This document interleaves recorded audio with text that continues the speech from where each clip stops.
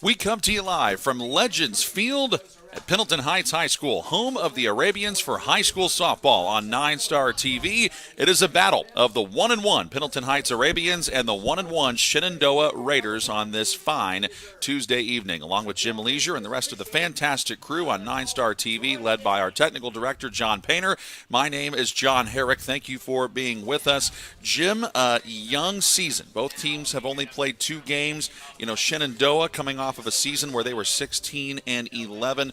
Hoping to build on it. Let's start with them. What have you seen from what they've got so far? Well, again, one of the things I really like is the fact that they're not afraid to play up. You know, they're probably, I'm going to assume, a 2A school, and Coach Myers is scheduling up. Pendleton is not only a 4A school, but they're a very good 4A school. Now, granted, just down the road, and so, you know, local team you want to play. But I'm impressed by the fact that she's challenging her kids early. And then, of course, Shelby Messer in the circle today for Pendleton Heights. And so far, 6 strikeouts to just 2 walks. And I'm sure she would like to keep that ratio up. And looks like she can change speeds real well against this Shenandoah lineup, and as she's done so far against her opponents. Yeah, you know, this is a Pendleton Heights team that lost a lot of really good seniors last year, and you know, players, but Haley Brunnemer, Caroline DeRolf, Kylie Riley, Chloe Gregory, and Bryn Libler, a really, really good softball team. But, you know, when you build a program, and Coach Davis has done that, you don't necessarily have to rebuild. You just kind of reload, and that's what he's hoping to do. They got some seniors in the lineup today, 4 of them, and we'll see whether or not this group can compare to last year's group. Pendleton Heights coming off of a 25-7 campaign, where they lost to eventual 4A state champion Ron Colley. Alyssa Allen starts it off and takes a strike from Shelby Messer. Defensively for Pendleton Heights, it's Avery Miller at third base. Bo Shelton is at short. Kylie Fisher at second. Caitlin Goodwin is on first. Sydney Clark is the catcher, taking the pitches from Shelby Messer, who misses high to even up the count. Gloria Richardson's your left fielder. Kaya Hubbles in center field, and Elena Smith is in right field. That is the defense for Pendleton Heights. After Alyssa Allen, it'll be Elena Sheritz, a freshman first baseman. Elise Boyd batting third, a junior third baseman, as that makes it now 2-1. Kayla Muterspaw, senior shortstop, bats cleanup. Gabby Patrick, freshman left fielder, bats fifth. Lydia Schwagmeyer is a sophomore second baseman, batting sixth. Starlight Lee is seventh, the center fielder who's a senior. Olivia Watson, the pitcher, bats eighth and is a sophomore. And Taryn Mills, sophomore right fielder for Shenandoah. They are coached by Christy Myers. And the count is now 3-1 from Messer to Allen. Messer has tried just about every spot, inside, outside, up, and has missed just a little bit. Got that time Allen to chase and run the count full so far. On this very early stages of the season, Allen is 1 of 4 with an RBI. Really beautiful night for softball so far, as that one popped up high, shallow left, and it got over the head of Shelton, bouncing down for a base hit. So good start there for Shenandoah. A game time temperature of 76 degrees here in Pendleton. A little bit windy. One more look at that bloop single there for Alyssa Allen, getting her second hit of the year. They all look like line drives in the box score, John, and already we're seeing the courtesy runner for Allen, who is the catcher. Now, courtesy runner is not the same thing as a pinch runner, and you see that happen a lot in softball for the catcher and the pitcher usually. It's supposed to speed up the game, but honestly, a lot of times by the time you get the kid on the field and they get loose and blah, blah, blah, to me it's a bit of a push. Try to get a number on the young lady on first base here. Liliana Lynch is her name. That pitch is high for ball 1. Yeah, I just saw it there right there. She took her secondary lead as it is, number 3.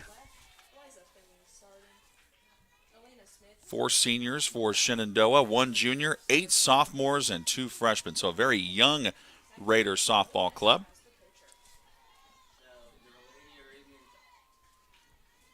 And Messer fires right down the heart of the plate. That was very well thrown by Shelby. For Pendleton Heights, they go with 8 seniors, 1 sophomore, 7 juniors, and 2 freshmen. So even with that loss of all of those seniors a year ago, they still have a very large class of upperclassmen. Well, again, it goes back, John, to just building a program. I mean, you know, these seniors that are on the field for Pendleton today, I mean, Bo Shelton played a lot last year. I'm not sure Gloria Richardson did or Kylie Fisher did. Sydney Clark was not the catcher last year because it was the Riley young lady. So these are kids that have waited their turn, and I'll tell you, they're chomping at the bit, ready to show that they can play. Got her to whiff on that to even the count up at 2-2.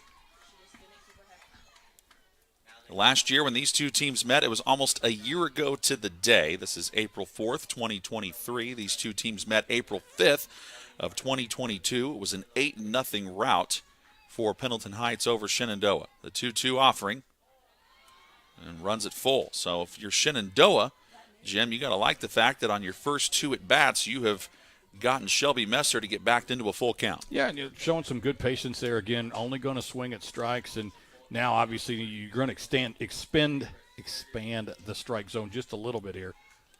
And the payoff, got her to swing and miss for the 7th strikeout of the year for Shelby Messer.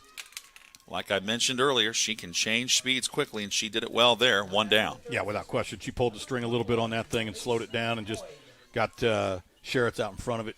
That's a tough pitch. I mean, again, you're sitting there, you're thinking probably, you always got to think fastball and adjust to change, adjust to anything that moves or drops, but sometimes easier said than done. Elise Boyd steps up, a junior, the lone junior on this Shenandoah roster, falls behind 0-1, and so far this year, 1 for 2 with the run scored. Head coaches for Pendleton Heights, Rob Davis. He's assisted by Haley Cox and Angie Mollenkopf. And the assistant coach for Shenandoah, you just saw him on the first base side. That would be Tony Myers. The head coach, Christy Myers, is on third base. Husband-wife combination. The 1-1. Able to foul it off.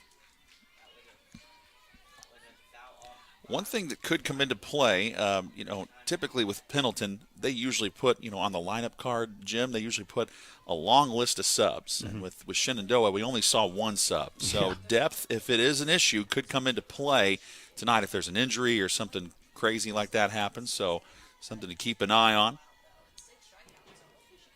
1-2. Throw down at first, and she got back in time, did Alyssa Allen's courtesy runner, Lynch.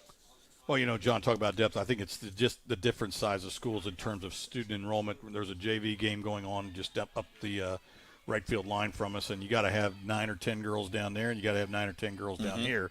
And it does, if you're going to play 2 games at once, leave you a little thin. And got her to swing and miss. So Messer, after giving up the leadoff single, back-to-back strikeouts, 2 away. Well, she's pitching really well. I mean, honestly, other than the count that she has run, other than the fact that she has run the count full to 2 hitters there, she has pitched. The only base hit was honestly just a little flare. It wasn't like it was drilled, and that happens sometimes. And good pitchers find ways to pitch out of it.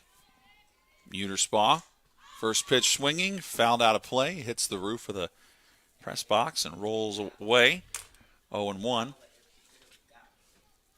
Once again, I'm confident that I parked far enough away that my car won't be blasted by foul balls. I don't know. You really run the risk there. You're tempting fate by saying that. Well, you're going to have to earn it. And if you hit my car from here, then all more power to you. I will tip my hat to you. And the count is now 0-2. So can Messer finish out this top of the first inning with 3 straight strikeouts? 1-2. Good spot. I mean, again, just tried it up there. And, I used to coach with a guy who used to tell pitchers all the time, most hitters will get themselves out if you let them. Make them swing at bad pitches, make them swing at your pitch. Most of them are dying to swing. So just miss barely. One fouled off.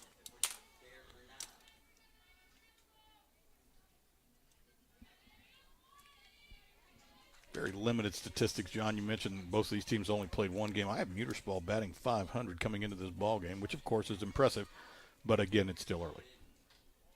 Yeah, a lot of these players was sometimes either just 1 at bat, 2 at bats. Sure. Sample size still pretty small.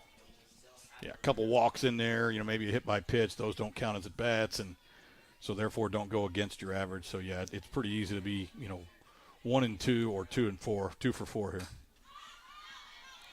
Pop straight up, out of play again. Pitch count's, of course, not quite as important in softball as it is in baseball, but boy, Messer's thrown a lot of pitches already. There's a look at Coach Rob Davis, the head coach at Pendleton Heights, been here for 13 seasons, and you know, I feel like we say this every year about Rob Davis, Jim, but he is somebody that's not afraid to schedule anyone. No. And there we go. 3 straight strikeouts to end the top of the first. No runs, 1 hit, no errors, and 1 runner left on base. One more look at that third strikeout by Shelby Messer. And now we will introduce you to the Pendleton Heights starting lineup and the Shenandoah defense. First for Pendleton Heights, Kaya Hubble, junior center fielder, batting second. Avery Miller, freshman third baseman. Third is Caitlin Goodwin, junior first baseman. Bo Shelton bats cleanup, senior shortstop. Sydney Clark, his fifth, senior catcher. Gloria Richardson, senior left fielder, is sixth. Eliza Finley, senior designated player, is seventh. Elena Smith, junior right fielder, is eighth. And Kylie Fisher, senior second baseman, bats ninth. Shelby Messer is not in the batting order, but she is considered what is a flex player, which means in softball you have the option of flexing her into the lineup to hit at any point if you so choose. And the designated player is Eliza Finley, so you can swap. Sometimes you see teams swap those positions out. Sometimes the designated player can also be a pitcher who you can swap out for the flex player. There's a lot of different things you can do in softball. So for those of you who are a little bit unfamiliar with what those mean, that's kind of what they are. And the starting pitcher for Shenandoah is Olivia Watson. And there's a look at Christy Myers for Shenandoah, who is in her second season as the head coach with the Raiders. And again, solid year for them last year, 16-11. I'm sure they would have liked to have gone a little bit further, but I'm sure when they looked at the schedule and knew that they were playing Pendleton Heights, that they wanted to come out strong and try to erase what was a tough performance here last year. As you look at Olivia Watson warming up, so far this year just 0-1. The win-loss for Pendleton Heights, or rather Shenandoah, a win over Hagerstown 8-3, and then a loss to Adams Central last night to make it 1-1 for them. And it was Watson who was pitching in the defeat.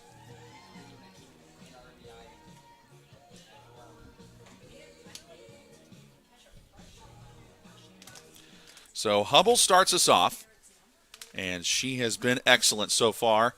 4 for 5 with 3 runs scored.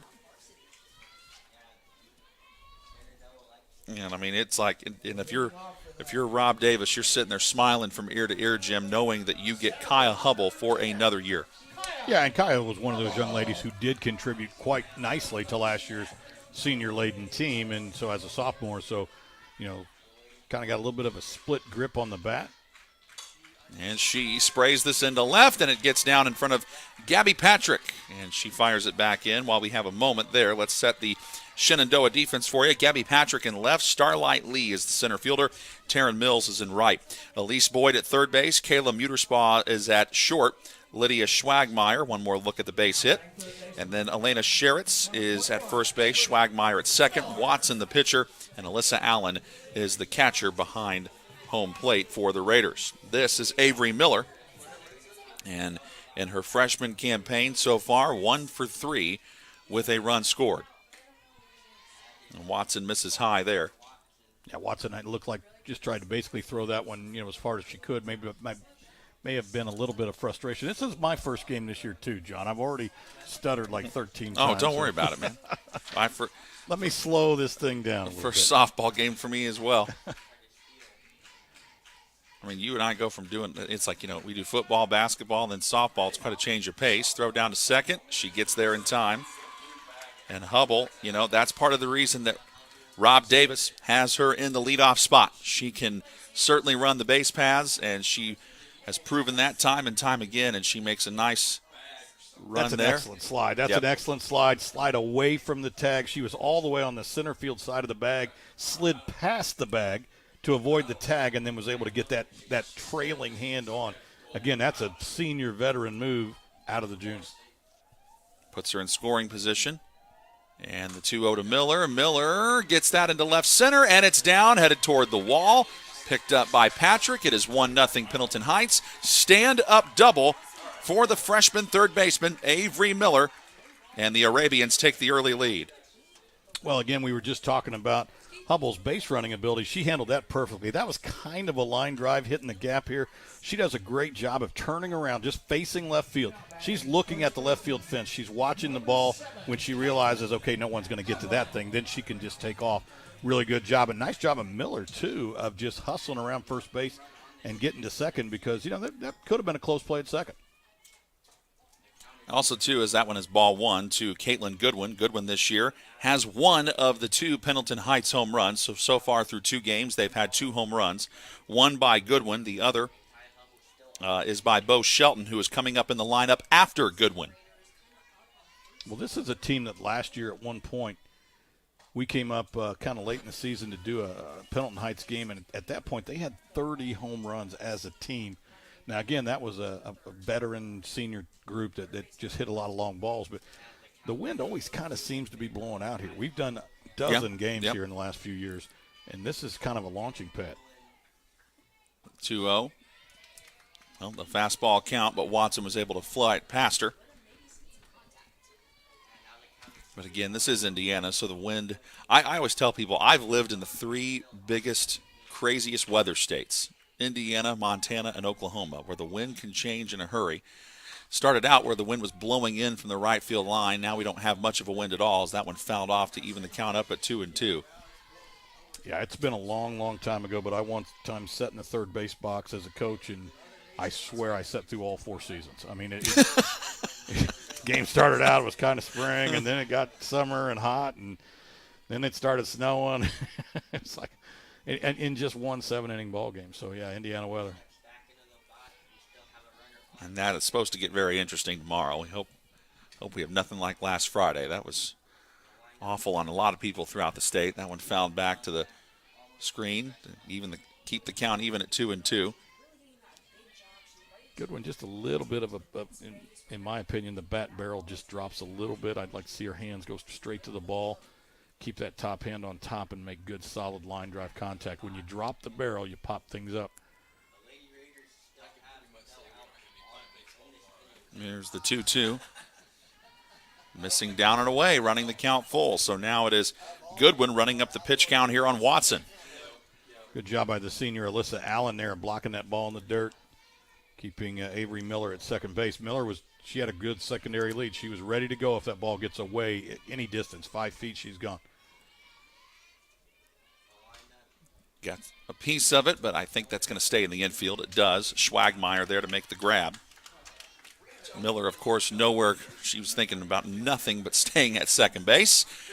And it's one away for Bo Shelton, senior shortstop, who's so far this year 1 for 4 with that home run. And again, that's because that home run she hit was a grand slam. Yeah, if you're Watson, you want to stay away from her. You got first base open. Good spot to start, strike, but on the outside half. Mm-hmm. You mentioned Avery Miller running hard. My baseball coach used to say, Jim, once you hit the ball and you make contact, you got no excuse but, to do anything but run hard out of the gate. Worst thing that happens is you get retired and you're going back to the dugout. Yeah, and then again, a lot of it is how you approach first base. I mean, as you're on your way down to first, go ahead and kick it out toward the dugout and then come downhill on that inside corner of the bag so that when you do hit the bag, you're going straight to second base and not angling out toward the outfield. Base running is a skill. It really is. And it's a fickle thing, too. One wrong move can change the entire complexion of an inning, and that was kind of an excuse-me swing there by Shelton. I don't think she wanted to swing at it, but by the time she did, it was too late, and there's out number 2.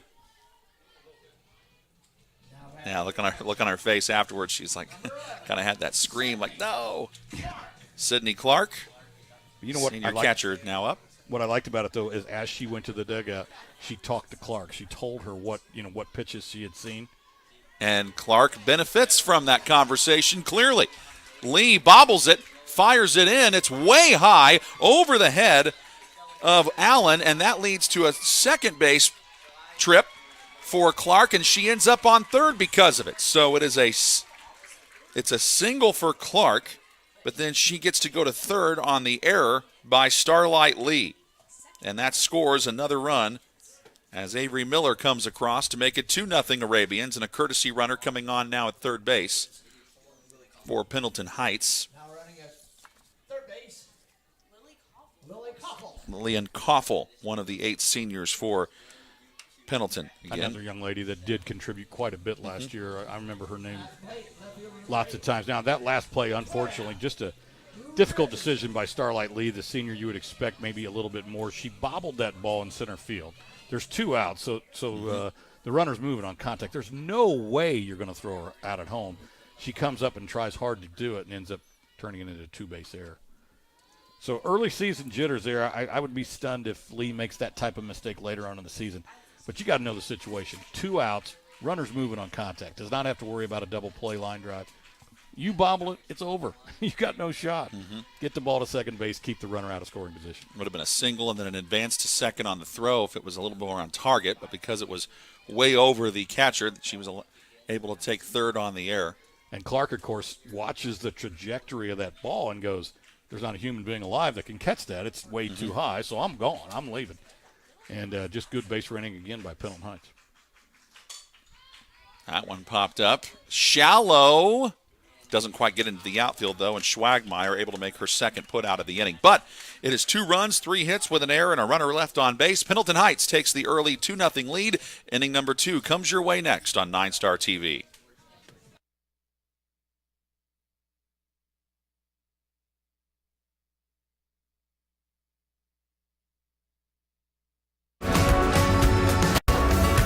We are really heavily involved in the community, so there are multiple different volunteer opportunities that we can go and do. Volunteer time to share their time and talents with organizations that need not only monetary assistance, but just people's time to help those organizations grow and thrive. 9 Star is a different kind of company, and the difference is you.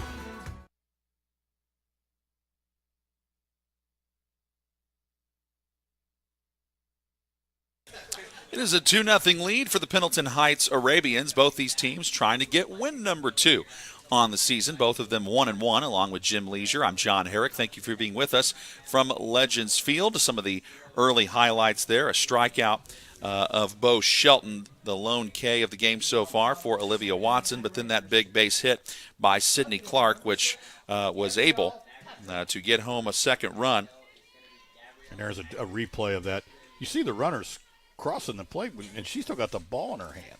I mean, there's not a human alive that could throw her out. That ball hit deep to left. And then Gabby Patrick sends that one high into left. What a catch made by Gloria Richardson! Falling down up against the wall at the warning track. Looked like she was slipping and about to lose her footing, but somehow makes an incredible catch, one away. Well, John, my first gold star of the year there, defensive play. What? I thought this ball might have had a chance to get out of here. The wind blowing the way it is. And Richardson just goes back, and she kind of finds the fence with that bare hand there a little bit and just barely holds on to it as you see it snow coning out there. Oh, my goodness. Look at how close it was to coming out of her glove, and she's able to hold on for the first out. You know, sometimes, Jim, when things go your way like that, sometimes you just say, it's your night. Yeah, you know, and again, nice job of the bare hand. Lydia Schwagmeyer coming up, sophomore second baseman. She is batting 6th in the order.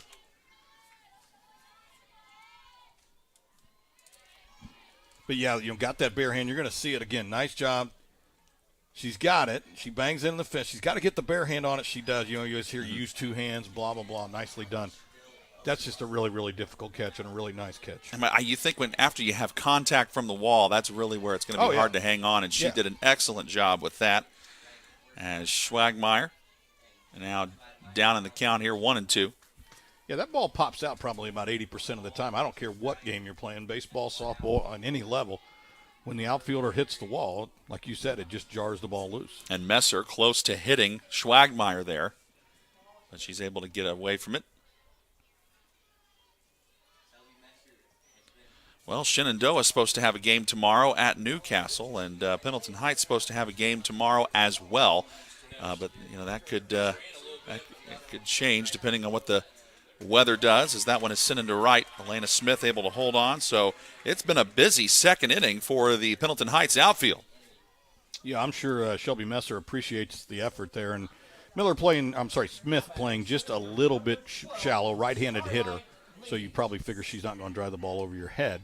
But what she might do is try to hit a flare to right field, as she did, and Smith had her played perfectly. Starlight Lee is up, and she is a senior, 2 for 3 with an RBI so far through 2 games. Fans that pitch, 0-1.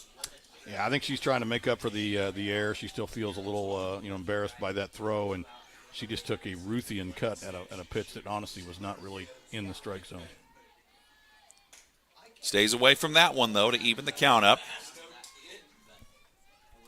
Starlight has 4 RBIs on the season, according to my stats, and so she can put it in play a little bit. You just got to calm down. Look, you made a mistake. There's going to be about 8,000 more opportunities this spring.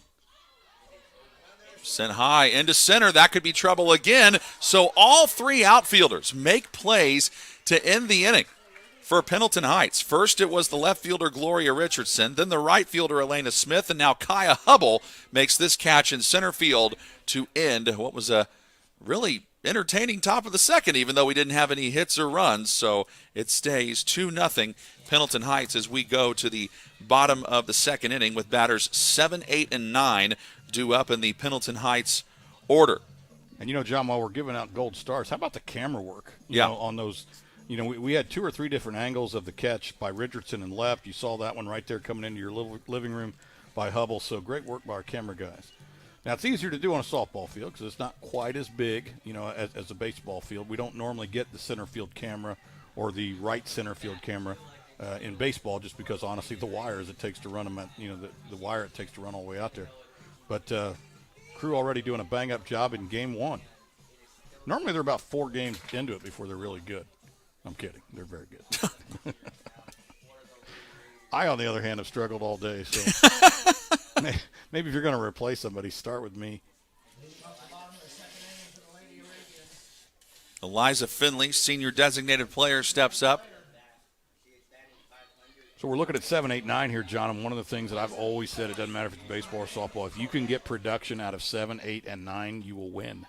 You got to get these folks on, you got to get them over, and then 1, 2 comes up and get them in. So you need somebody, 7, 8, and 9, or 9, to get on base, hopefully 2 of the 3. Well, that's already been happening for Pendleton Heights. Finley has 2 hits this year. So does Elena Smith, and Kylie Fisher in the 9 spot is 1 for 2. As Watson misses there to make it 2-0. So this is your pitch. You're looking 2-0. You're looking for your favorite pitch to hit here. If you don't get your favorite pitch, don't swing at it. Don't swing at the pitcher's pitch. Swing at the one you like. And if you get it, drill it.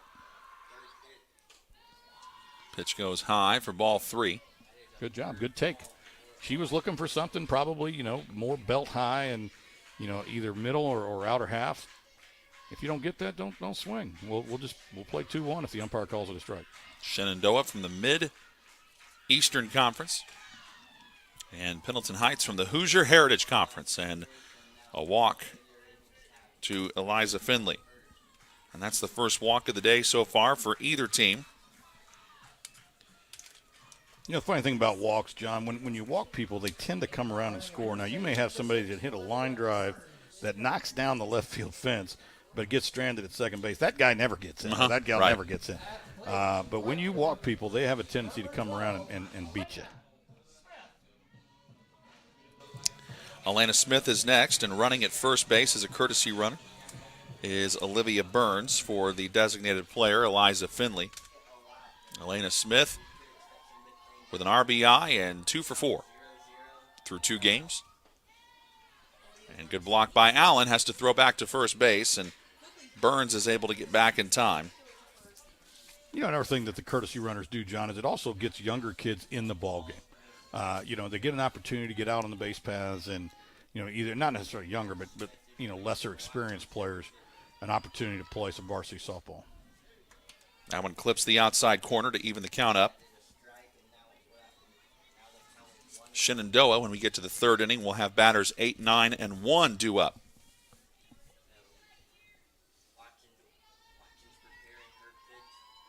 1-1 pitch is cut on and missed. She's going to try for second base, and I think she got her. Yep, good job by Lydia Schwagmeyer to get the tag down and throw out Burns there. Well done on the throw by Alyssa Allen, 1 away. It looked like a little bit of maybe of a delayed steal. She didn't really, there you Yeah. go. She didn't really take off. She was doing like a delayed steal, hoping that the catcher would feel like, she's just taking the typical secondary lead, and just didn't work out. A little bit of a hesitancy there, and that one sprayed foul. Yeah, I mean, the delayed steal's play. It's a play that a lot of coaches try and utilize. Never used it much. I always felt like if we were going to go, we're going to go.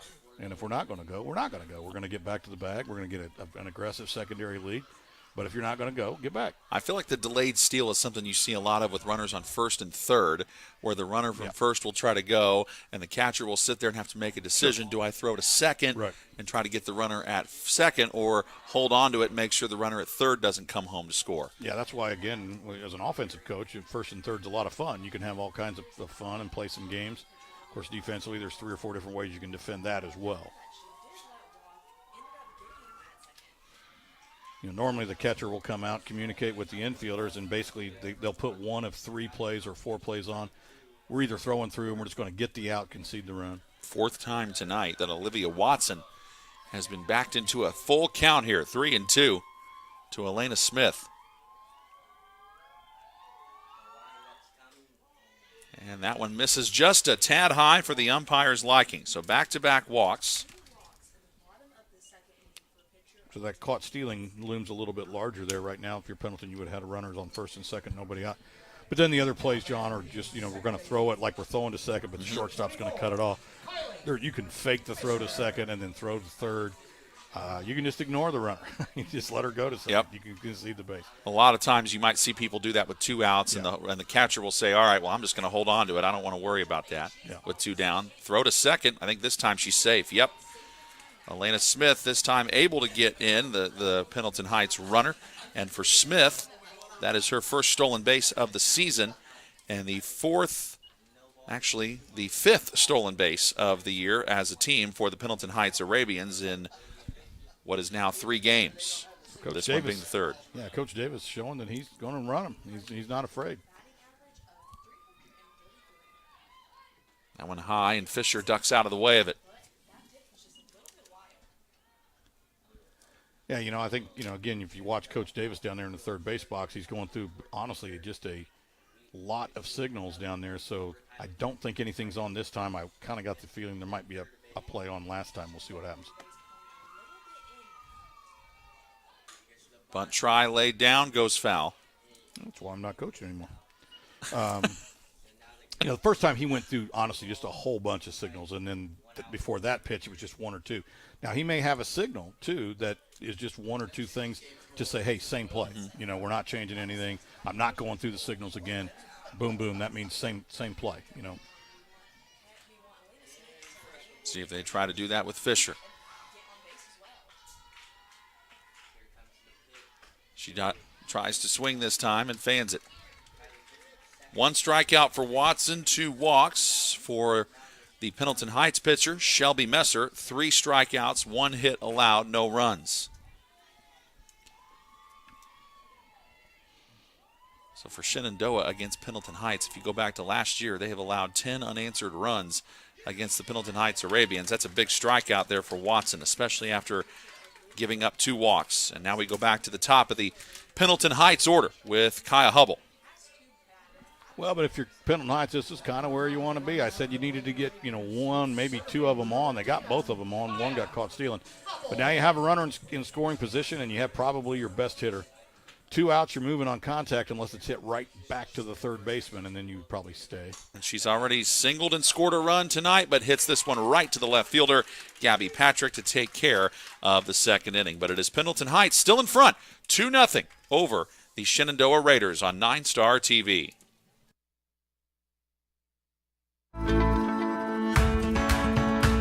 Nine Star is very focused on customer and member care, focused on making sure that however we communicate with the member and customer is how they want to communicate. You know, sometimes we're the one person that they speak to in a day, and you want that conversation to be happy and pleasant. As a nonprofit co-op, we're focused on providing the best service we can for our members.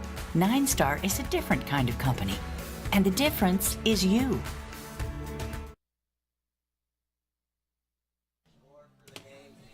We head to the third inning, and it's Pendleton Heights enjoying a 2-0 lead.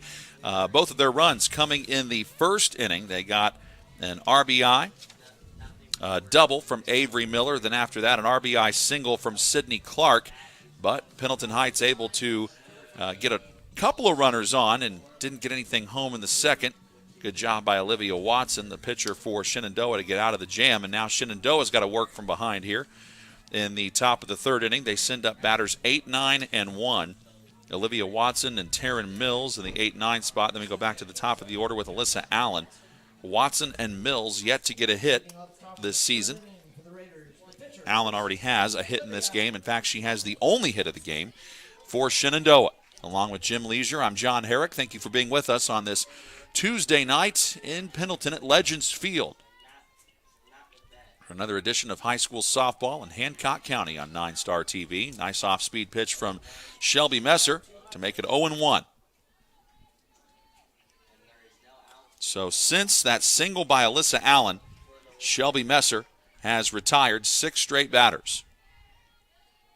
Well, like I said earlier, too, the single wasn't a rocket shot. It was just kind of a little tweener that fell between the outfield and the infield. So not good contact. She's done a nice job of this young ball game of keeping these Raider hitters off balance a little bit.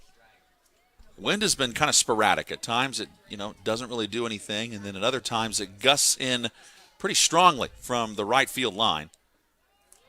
Good stop behind home plate by Clark to make it 2-1.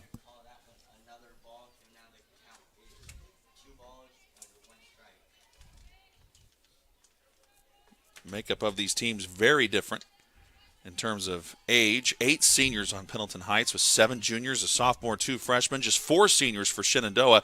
They have 10 underclassmen, 8 sophomores and 2 freshmen on their varsity roster, and now the count is 2-2 to Watson.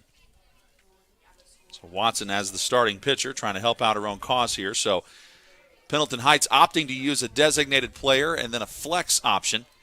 None of that in the Shenandoah lineup, and Watson goes down swinging. 4th K of the night for Shelby Messer.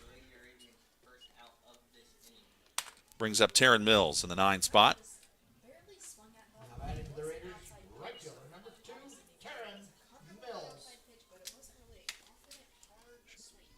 Well, let's see if the 9 hole can get on here. And again, as a coach, you tell them, hey, anything you can do. If the ball's inside a little bit, kind of make a token effort, maybe let it hit you in the arm, take the base. Tries to get out in front of it. A little too far out in front of it, 0-1. Yeah, kind of a slap hitter, which is not uncommon. This late in the game, late in the lineup, 9 hitters, 8, 9 hitters sometimes will employ that. Hit right to Miller. Miller digs it out nicely and fires to first for the second out. And ironically enough, I think, that is the first ground ball put out of the game on either side. Everything's either been a strikeout or a pop out or a fly out. Yeah, and you see the third baseman there, nice backhand there, right on the line. It was a fair ball. Call was made early and loud by the home plate umpire.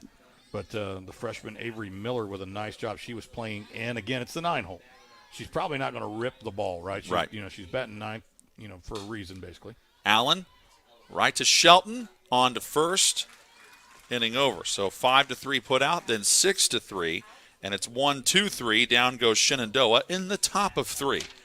And we head to the bottom of the third inning for the Pendleton Heights Arabians. They will go with their 2, 3, and 4 hitters in the order. Nice replay there. Good job just fielding it, and good first base play as well. Now you notice the bases there. They're the same size as they have always been at the high school level. This year in the major leagues, the bases are about the size of a table of 4 at Applebee's. You can't miss it. It's like huge. A tall player can get to second base in 3 strides. I think I know where you're heading after this game. Yeah, I'm going to Applebee's, but probably get thrown out. But again, I understand the speed up rules. Both a friend of ours, Brendan King, has been the play-by-play announcer for the South Bend Cubs, single A affiliate for the Chicago Cubs. They have been playing these rules for the last couple years, and he said it has really made a big difference in the pace of the game.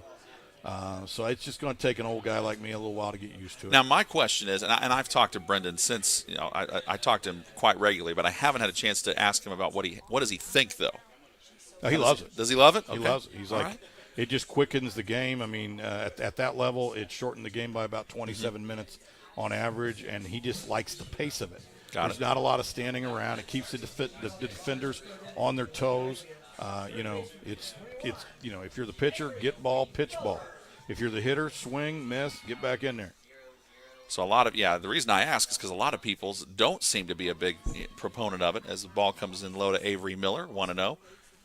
Miller doubled and came around to score the second run of the game for Pendleton Heights back in the first inning. And, I haven't made up my mind yet. I'm not saying I don't like it. I'm just saying I'm trying to get used to it. Now, this is Pendleton's second time through the lineup.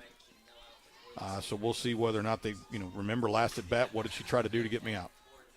And that one sent high in the air to left. Gabby Patrick able to haul it in for her second defensive putout of the game. And I mentioned the wind's been down, then up, down, then up. Well, now it's back up again, really gusting hard out into that left center field area here at Legends Field. And I think that made it a little bit difficult for Gabby, but she did a nice job staying underneath that. Yeah, without question, you can see it here on the replay here. She kind of starts in and then realizes, hopefully with some help from the center fielder saying, no, back up, back, communicating. That's the way outfielders should be working together. Caitlin Goodwin is next. She got jammed back in the first inning and popped up to second base for what ended up being the first out of the second. Gabby Patrick's made two nice plays because to end the previous inning, she was playing in on Hubble, who had singled in front of her the first time, and she's like, yeah, you're not going to do that again.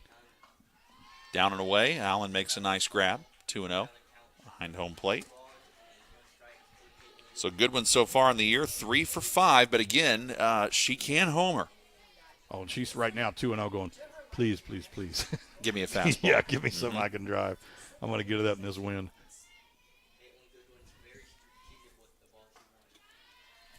I think Watson might be thinking in the back of her mind, if I walk her here, that's not the worst thing in the world. That's what I'm thinking. And again, Coach Davis literally gave little to no signal to Goodwin, more just kind of like, he just kind of tipped his hat. Like, I don't know what that means, but it either means you're taking or it means, you have the green light. And she's obviously going to let that pitch go all the time. Runner on. Third walk of the night issued by Shenandoah starter Olivia Watson. Bo Shelton is next. She struck out in the first inning to get the second out of that inning. I really kind of felt like the inning turned there in favor of Shenandoah because after those two hits by Pendleton, I think that pop out getting Goodwin to go down was big. But then that one slips through the legs of Alyssa Allen and puts Goodwin at second base. What would you estimate that to be, Jim? I'm going to say it's a pass ball. I think that's a ball that even Alyssa Allen will tell you. You're going to see it here on the replay. She's going to tell you she should have caught that. If nothing else, don't backhand it.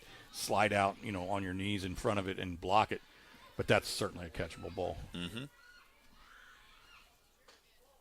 And again, for those of you who might not be as familiar with softball, a pass ball is a statistic that goes against the catcher.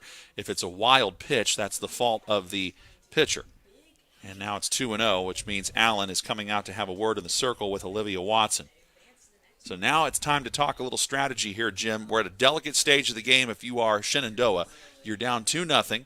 You've got one of the best players on Pendleton Heights on second base in scoring position, only one out. You've got to find a way to get out of this inning. What are you thinking here? Well, and what Allen did was went out there and said, okay, we're down 2-0 here, but we don't want to give her something too good. Go ahead. First base is open. Maybe we'll get, the 5-hole to ground into something. Don't give her a great pitch. And that's a nice pitch. And she did not. Yeah, that's a good spot for it. It was like the perfect balance there. It was good enough for her to think about swinging at, which she did, but a little bit high enough that it was out of the zone. Again, let the hitter get themselves out. It was close enough to make her offer.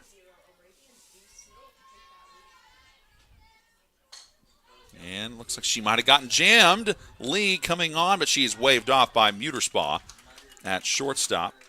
Two-way. So there you go. I mean, again, it was 2-0 on a pretty good hitter. Runners in scoring position. Allen, the senior, decides, hey, I'm going to go out and talk to my sophomore pitcher and remind her, hey, calm down here. We have first base open. Don't give her a good pitch to hit. Otherwise, it's going to be 4-0. Sydney Clark has singled and got a piece of that. Yeah.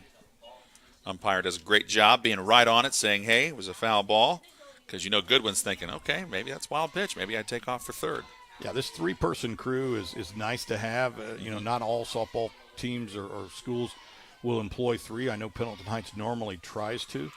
If they don't have three umpires, it's probably because they couldn't find a third person. Into left, coming on, charging. Gabby Patrick has made some outstanding plays tonight for Shenandoah, and that takes care of the third inning. No runs, no hits, no errors, but a runner left on. Pendleton Heights still leading 2-0 as we go to the fourth on 9-Star TV. When moving into a new home, we ask ourselves questions like, who is the best internet provider in town? Well, have you considered locally owned 9-Star Connect? We've become the fastest, most reliable, and dedicated fiber-to-the-home internet company in central Indiana. Our internet packages have been modified, and we are changing speeds at a more competitive price. So give us a look. Visit us at 9starconnect.com. 9-Star is a different kind of company, and the difference is you.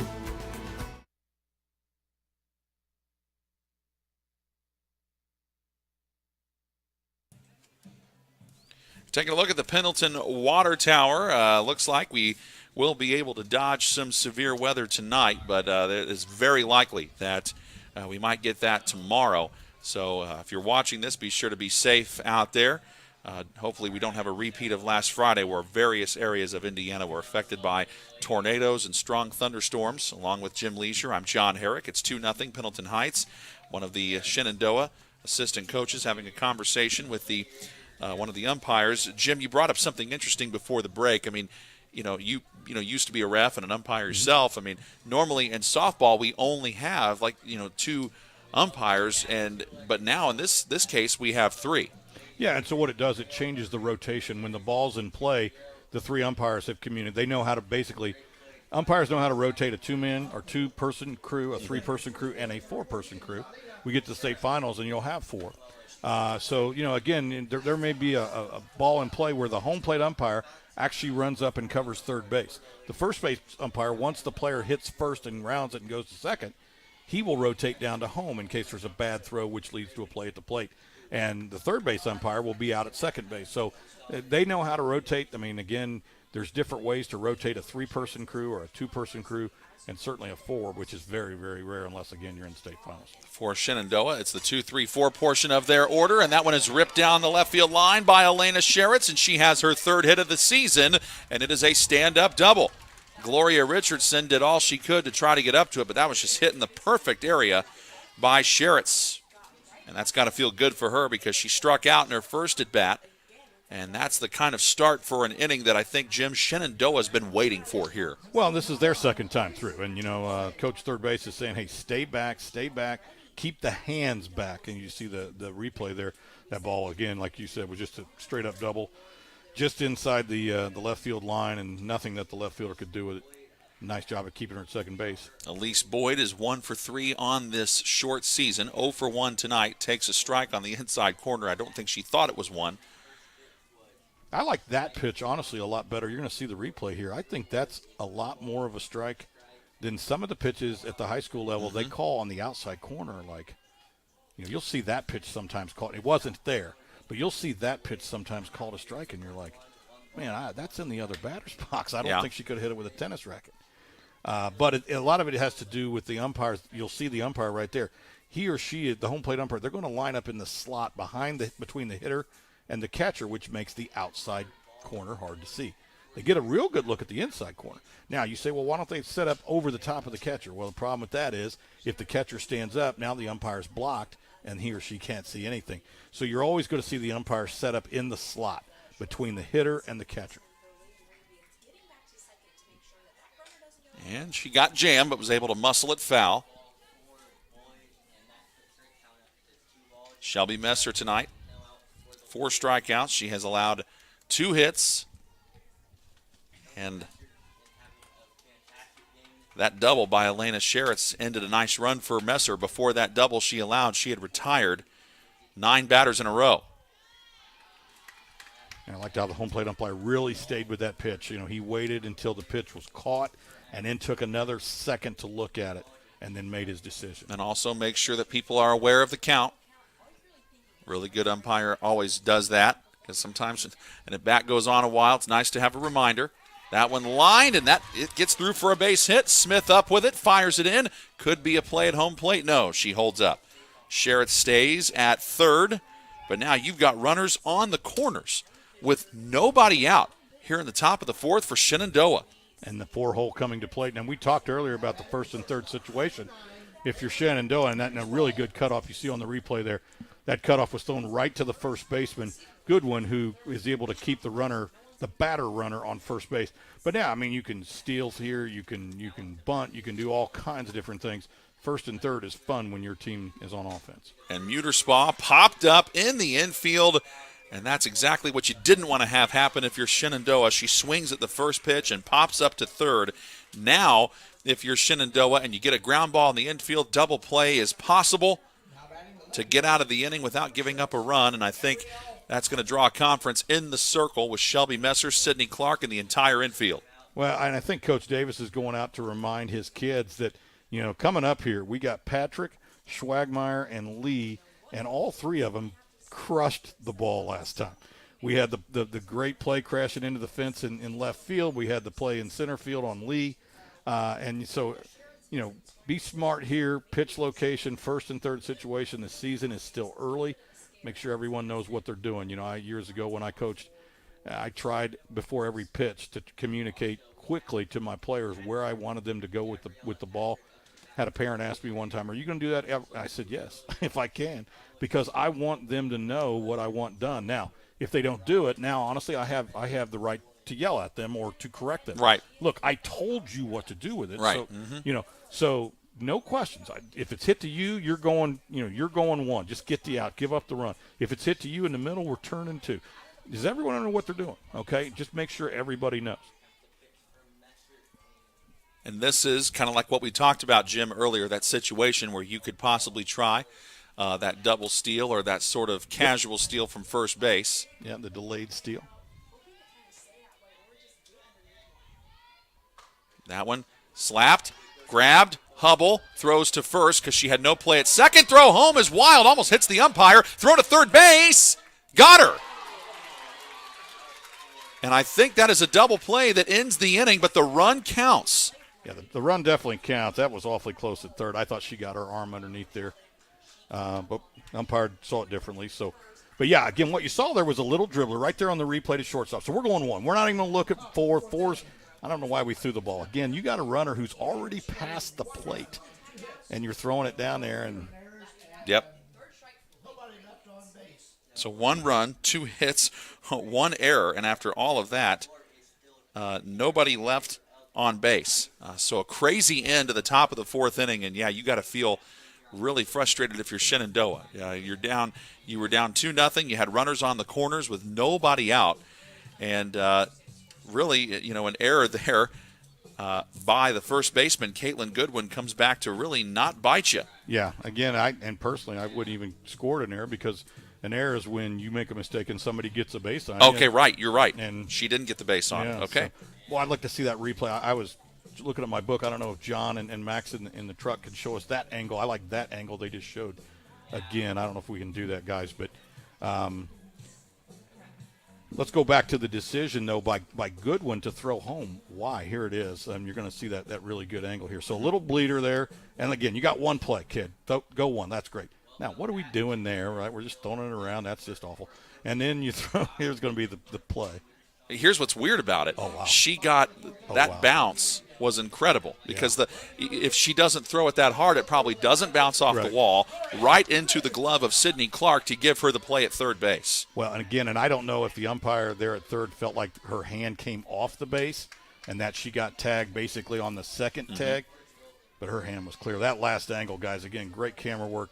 I think she was clearly in there. Our crew's been outstanding, as they always are. Gloria Richardson is up and blasts that one up center field. And then it gets bobbled by Lee, but she's able to recover.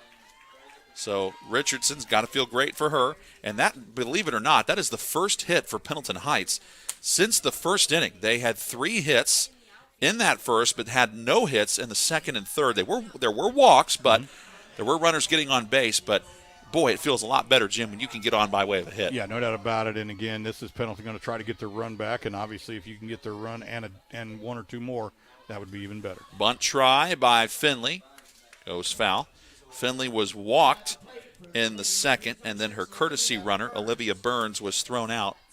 Actually, this is Burns, so they have decided to let Burns sub in here for Finley. So Olivia Burns is up to bat now. Good catch.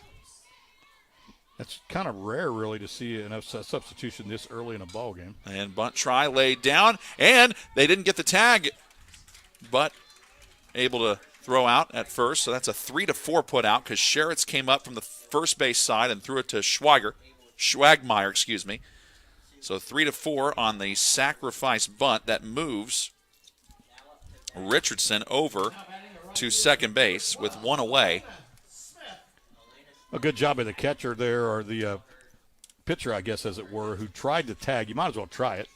And if you don't get it, have the wherewithal to go ahead and finish the play. And Elena Smith is up. She walked back in the second. So I think both teams a little bit, Jim, have to feel as if they've had some opportunities that have fallen into their lap a little bit, but also not entirely able to capitalize. Yeah, again, it's just early. Those are the mistakes that you make early in the season. And, you talk about the missed opportunity for Shenandoah, but, the truth of the matter is it's still 2-1. Yep. And you're going to tell your kids, look, okay, ladies, we had an opportunity. Didn't go exactly the way we had wanted it to.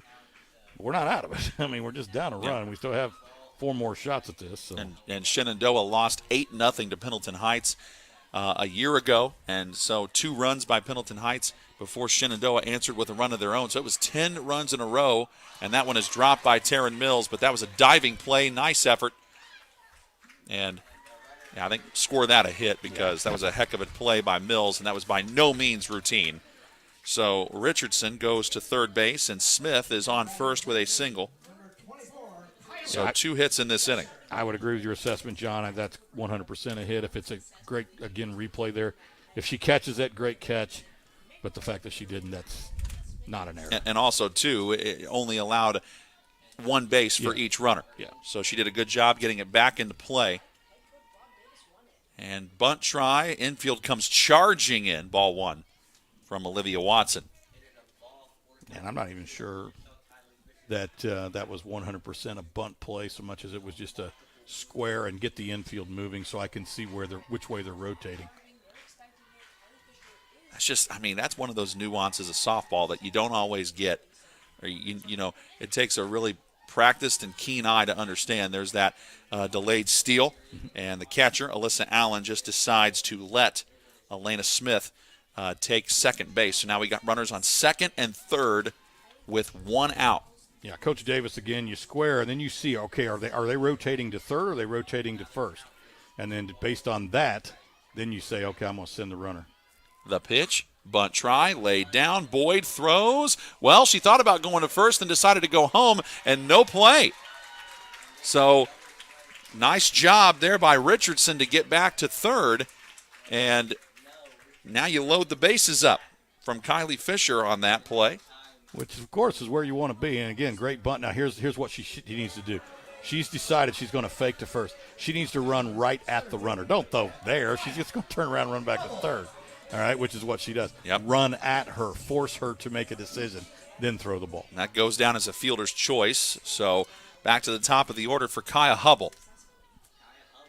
And 1 for 2 with a run scored and the bases juiced. Drives this, and it's picked up but foul.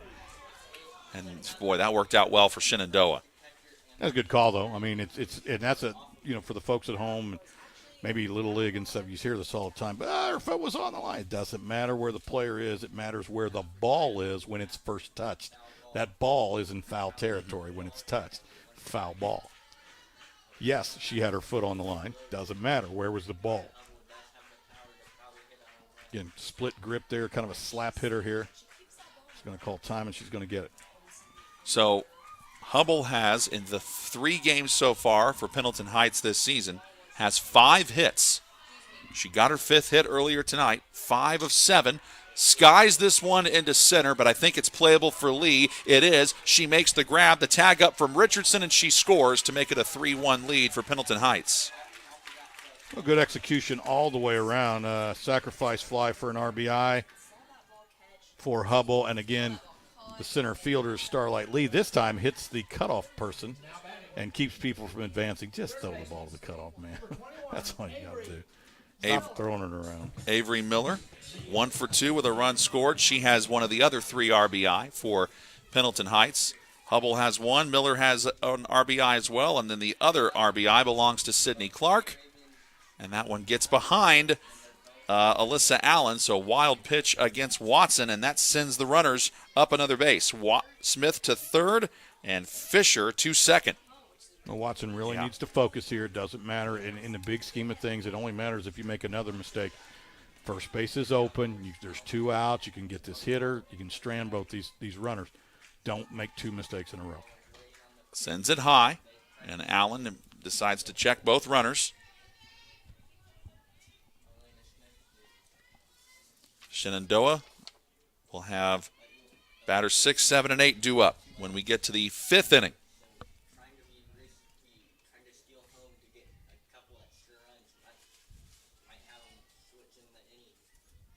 The 2-0. Got enough of the corner for the umpire's liking, 2-1. That's that pitch, John, that I was telling you about. Sometimes that thing looks really, really outside to me. Much more than the inside pitches look inside. Is it because maybe the umpire's looking at where the ball crosses the plate and maybe not necessarily where it ends up? Yeah, no, that's exactly what he's supposed to be looking at. They're saying, well, that caught just a corner of the plate on its way to the left-handed batter's box. I don't always see that much movement. And now it's 2-2 to Miller.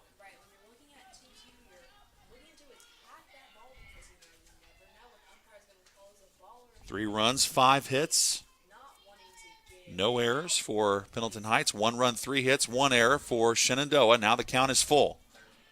Now if you walk Avery Miller here, you bring up Caitlin Goodwin, one of the 2 players who has homered for Pendleton Heights. And if you're Shenandoah, you'd love to get out of this 4th inning without having to face her. Oh, no doubt about it. But if you do walk this hitter, again, now you got forces everywhere, including the plate, so it's not the end of the world. The payoff. Makes contact, and it goes foul. That lands not far from our 9-star truck. We got a lot of trucks. You know what, if that one gets destroyed by a foul ball, we'll just get another one. Yeah, I'm sure John Painter's just got like 5, extra stowaway trucks he can use. Yeah. We're not ESPN yet. You give us a couple of weeks. Well, that 9-star app is going to be launching on Roku soon. 3-2 offering. That one's going high and over towards the truck again, but ends up more where the bullpen is. Speaking of the bullpen, have not seen any bullpen activity yet. I think both pitchers, honestly, are pitching well. Now, you may have a situation where, again, pitch count's not quite as important in softball as it is in baseball, but you may have a pitcher on a count, and if that's the case, you'll get somebody up. But right now, I don't think there's any reason to replace any pitcher. Avery Miller putting together an excellent at-bat here, really making Watson work, and she draws a walk to load the bases. So 2nd time in this inning that Pendleton Heights has had them loaded. Can they cash in on it with 2 down? And I know that I sound like I'm reciting a baseball or a softball cliche here, Jim, but we've seen a lot of damage in this sport done with 2 outs. No, without question. A lot of times, especially you see it where a pitcher gets the first 2 hitters and then struggles to kind of close the inning out. And here it is for Goodwin. She hammers this one down the left field line, but that tails foul. A couple of fans have a shot at going after it. Of course, it's important that when there is a foul ball, they go get it because got to bring it back. Yeah, and again, we've had, the last 3 or 4 pitches have all been fouled out of play. So, that's why I would think you probably need about 4 to 5 softballs ready for a varsity game. A couple in the dugout just to get them in quickly. The 0-1. Good cut, but it was a little bit early. Yeah, nice pitch by Watson. Yeah, she just took a little bit off of it. She has struggled a little bit with that changeup today. She's not always been able to throw it for a strike. But, it's one of those deals where she's a sophomore, she's going to get better. And by the time she's a senior, that's probably going to be a devastating pitch for her. The 0-2. Good spot. You know what? Says, hey, you don't get yourself out. Nice job by Goodwin of hanging off of it. Goodwin certainly experienced. One of 7 juniors on this Pendleton Heights roster. Looking for her first hit of the night. She's 0 for 1 with a walk. And a little behind it again. That one heads back toward the light pole foul. Kind of a little inside-out swing there. Looks like she's trying to go down the left field line. Now the left fielder, Gabby Patrick, who we've already said is having a pretty good day defensively. She's kind of playing the line a little bit. Center field just to the third base side of the bag. She's had 3 defensive putouts so far tonight. That one hit into right, and it's caught on the line drive by Taryn Mills. What a heck of a play there by her to end the inning. And Pendleton Heights strands 3 and leaves them loaded. We're seeing a lot of defensive plays made in this one, but it's 3-1 Arabians as we head to the 5th on 9-Star TV.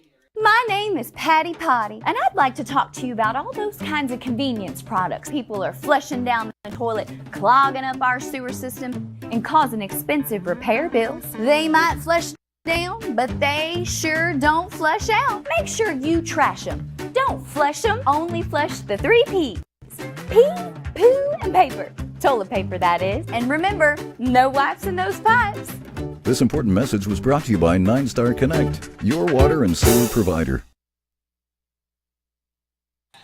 It has been an overcast Tuesday afternoon here at Legends Field, 9-Star TV, Pendleton Heights.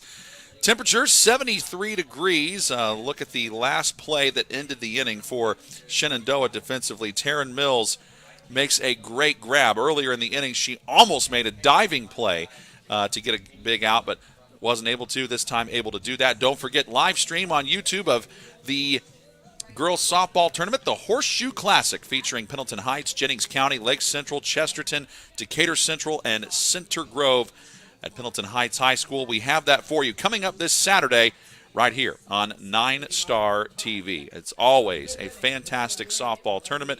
Great way to kind of really get a season going, I guess you could say, get people in the softball mood. Center Grove always seems to be involved with that. Yeah, it brings teams from really all over the state, all the way, Lake Central, up there in the Chicago-Maryville area. You got Jennings County from the south. And one of the things that you can say about every single one of those softball teams that was listed there, they're all good. Yep. And this is why they're good, because they don't care, how far they got to go to get good competition. They know that iron sharpens iron, and, sometimes you got to get out of your comfort zone a little bit and come up and play a couple, 2 or 3 games in one day. This is Lydia Schwagmeyer, sophomore second baseman. She flew out to right back in the second. 3 hits for Shenandoah, and they do have 1 run. That came in the 4th. Is that the beginning of something else, or could it be an outlier? We'll find out as Messer fires and misses away. Messer has 4 strikeouts tonight. She's allowed the 1 run on the 3 hits.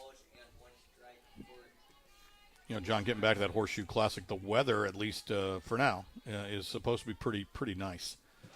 So that tournament will probably go, and it will probably be great weather for fans and players and coaches alike. And we haven't had that the last couple of years. We've struggled to get games in. If it wasn't raining, it was really cold, and so it's nice that because Pendleton does a great job. They got 2 fields here very close to each other, and there's just games going on all day.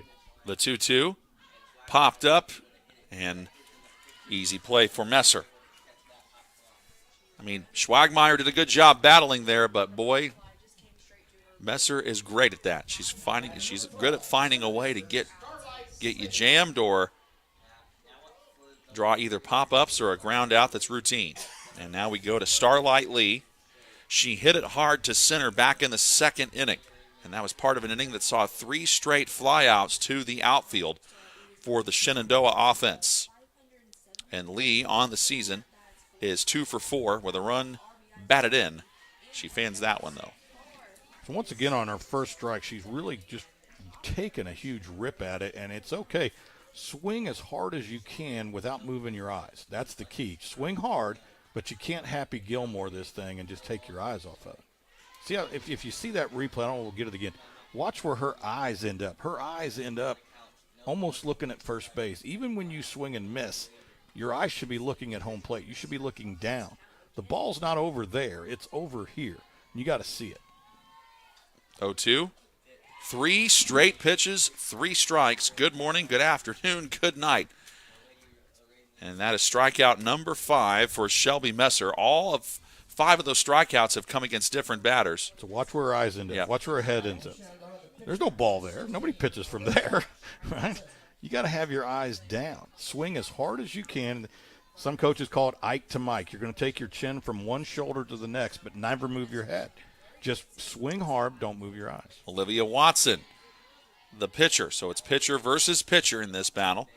Watson struck out in the third. She's 0 for 3 in the 3 games so far on this young year for Shenandoah. By the way, can't believe you made a Happy Gilmore reference. Oh, God, that was the way I used to coach it. I'd tell the kids, go watch the movie. You'll know what I'm talking about. You can't Happy Gilmore. You got to swing hard, but you can't move your head. Knocked foul. So Messer has come out firing from the circle. Getting a pop out, a strikeout, and now has Watson down 0-2. You know, the other thing I used to say, too, is, guys, it's hard enough to hit when you can see. But it's impossible to hit when you can't see, when your eyes are in the wrong spot. You know, you're basically just taking a wild, blind swing at it. So, I mean, hitting is, I'm not saying it's easy, but, you know, sometimes I think hitters just complicate it by too much movement. 0-2. Good spot for an 0-2. 1 and 2. Yeah, good spot for an 0-2 pitch again. If she wants to get herself out, let her. If not, we'll come back and we'll throw 1-2. You know, Messer's still in a spot here where she can come with just about anything she has in terms of fastball, change-ups. That one ripped hard down the third base side, and that one clears the fence and goes foul. Hopefully it did not hit anybody because that was a frozen rope. Yeah, it did not hit anybody, John, but there's a young lady down there right now that is trying to catch her breath because it just missed her. There's a look at what Rob Davis, the varsity coach, assisted by Haley Cox. The other assistant who was not in that frame is Angie Mollenkopf. JV coach is Kim Bell. I think the JV team's busy tonight, playing a game as well here at Pendleton Heights. Pitch upstairs to even the count up. We got Deuces Wild on the scoreboard now. 2 balls, 2 strikes, 2 outs. Yeah, if you're a fan at a local high school baseball or softball game, it might be a good idea to put the cell phone down and watch the ball. Your cell phone's not going to hit you in the face, but the ball might. And Messer with 2 strikeouts to end the inning. 1, 2, 3 innings for Shenandoah in the second and the third, and now in the 5th. As Pendleton Heights continues to maintain their 2-run advantage at 3-1. Just beautiful pitch there by Messer. So for Pendleton Heights, I love how that happens. Jim, you said that, and now we go to a cut of everybody on their phones. Hey, I can't coach both teams, all right? I told you to put it down. You didn't listen. I'm sure they heard you loud and clear. Shelton is the 4th batter in the Pendleton Heights order, so it's batters 4, 5, and 6 due up for the Arabians. Shelton 0 for 2. Clark is after her. Sydney Clark 1 for 2, and then Gloria Richardson 1 for 2 with a run scored. John, you referenced the JV game going on just beyond the right field fence. Looking at the scoreboard there in left field, it looks as if Pendleton Heights JV is up 9-0 over Shenandoah's JV squad in the 6th inning.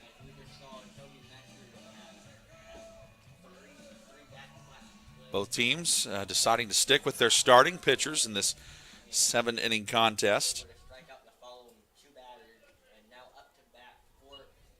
When picking up again, blowing in from the right field line. The Shenandoah infield meets for the final time. There's a look at that, like Jim mentioned, that 9-0 advantage for Pendleton Heights on the JV side. And Bo Shelton swings at the first pitch and fouls it away.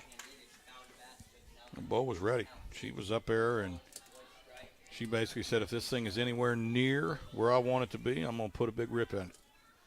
Just missed it. Pendleton Heights now 6 outs away from a victory over Shenandoah. The 0-1. And that one almost chased down by Elena Sheritz. Good effort by her, but just bounces down foul. Sheritz with some really good effort there, and you're going to see it coming right at you. Just missed it. Did a nice job of knowing where the fence was.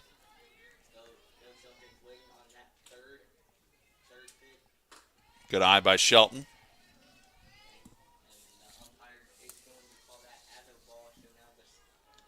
One and two is still clearly the pitcher's advantage. I mean, you work at the 2-2, and then you can say, okay, now we're kind of more even, but this is still a pitcher's pitch. Eye again, makes it 2-2. Pendleton Heights with a win over Westfield, 11-6, and then a 15-6 loss to Center Grove. And then after this, they're supposed to play Delta at Delta tomorrow at 5:30. And then you have the Horseshoe Tournament. Ball 3. And they are supposed to play Jennings County at 10 in the morning that Saturday. And then take on Lake Central late in the day. And then, well, to be announced, they could play at 6 o'clock. Yeah, Greg Rakestraw and myself should have both of those early games. The 3-2, put in play, Muterspaw, routine play. To first base, 1 out. Nice job by the sophomore Watson there. She gets ahead of a pretty good hitter in Bo Shelton 0-2. Then she kind of misses the zone a couple times, but I think some of that was intentional, and then gets the out. Nice job. That's a young lady that's growing up right there in front of you. Just getting better every inning, man. That's what it's all about. You either get better or you get worse. 1 run, 3 hits, 1 error for Shenandoah. 3 runs, 5 hits, no errors for Pendleton Heights. That pitch goes sailing high over Allen, but nobody's on base, so it doesn't really hurt anything. Sydney Clark is up. She's 1 for 2 with a single and also has an RBI. Drove home one of Pendleton Heights' 2 runs that they got back in the first inning. And she does a good job of not falling for that one, and the count goes to 2-0. Earlier in the ballgame, the senior catcher, Alyssa Allen for Shenandoah, did a nice job of calling timeout. Coach didn't come out. It was senior to sophomore. She might want to think about doing it again. That one bloops over the head of Muterspaw this time. And Patrick picks it up. Second hit of the night for Sydney Clark. And the 6th of the game for the Arabians. Gloria Richardson is the next batter. 1 for 2 with a run scored.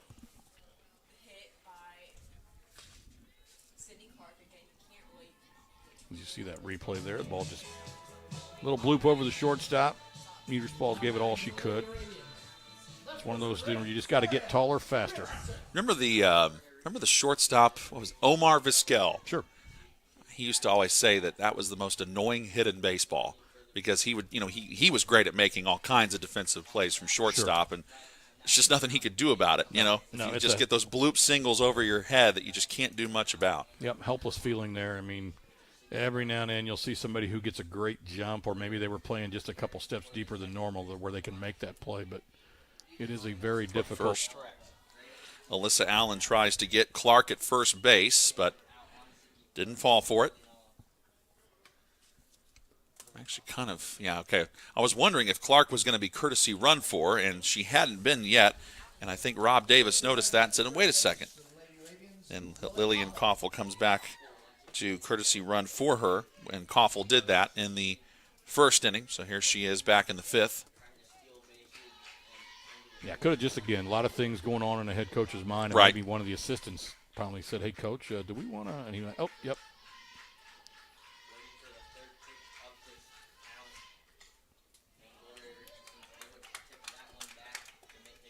That makes it 1-2.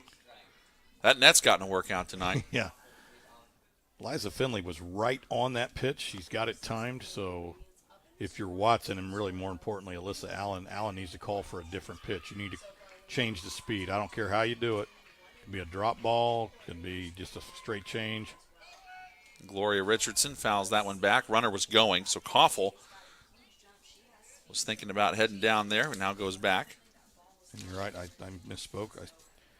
It is Gloria Richardson. I called her Eliza. Well, Eliza Finley Is wears the next 18, and Richardson wears 8. So Yeah. both of them have the 8 on the jersey. Whoa, that one got away from Watson. That went sailing wide of her, and then she kind of shakes her right hand off as if to say, that is not how that was supposed to happen.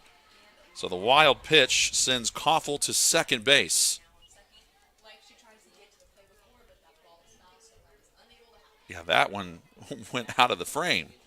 Well, and that's about the 4th or 5th pitch this inning that has been nowhere near where she wants to go, which is, I think, why they should probably call timeout and maybe go out there and try to settle her down a little bit.